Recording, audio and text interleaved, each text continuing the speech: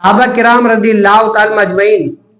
जब उनको पता नहीं था ना, एक साहबी रसूल ने दूसरे साहबी के पास, साहबा का ये तसलसल था, जो साहबी अपने इल्म में बड़े होते थे ना, वो जो, हालांकि साहबियत में सारी बराबर है, लेकिन कोई होता है जो हुजूर की सोहबत में रहकर ज्यादा इल्म दीन हासिल कर लेता है, जैसे हजरत सिना अबू हुरैरा रज़ी अल्लाह तआला अन्हु, इनको सबसे ज्यादा हदीसें आती है। तो साहबियत में बराबर है लेकिन इल्म के एतबार से ज्यादा। तो कोई ऐसे साहबी थे जिनको इतनी हुजूर अलैहिस्सलाम की हदीसें नहीं पता थी, तो दूसरे साहबी के पास तो एक कासिद बंदा भेजते थे, जाओ ओ फला साहबी से पूछ कर आओ कि इस मसले में हुजूर अलैहिस्सलाम की हदीस क्या कहते हैं, हुजूर अलैहिस्सलाम ने क्या फरमाया। तो एक साहबी रसूल ने दूसरे साहबी के पास एक बंदा भेजा, क्या भेजा कि भाई जाओ हुजूर अलैहिस्सलाम का तरीका पूछ के आओ फला साहबी से कि अगर कोई बंदा नमाजी के आगे से गुजर जाए तो इसके बारे में हुजूर अलैहिस्सलाम ने क्या फरमाया। तो साहबी रसूल ने उस कासिद को क्या कहा कि मैंने नबी करीम सल्लल्लाहु अलैहि वसल्लम को यह फरमाते हुए सुना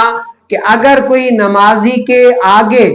गुजरने वाला जान लेता ना कि उसके ऊपर कितना गुनाह है, तो वो 40 तक खड़े रहने को पसंद करता, आगे से ना गुजरता। अब वो साहबी रसूल कहते हैं कि मुझे ये नहीं पता, मुझे ये याद नहीं है कि जो जिस साहबी ने मना किया 40 तक, मतलब पता नहीं 40 दिन कहा, 40 महीने कहा या 40 साल कहा, यानी मुझे ये याद नहीं है कि 40 दिन महीने साल का कितना।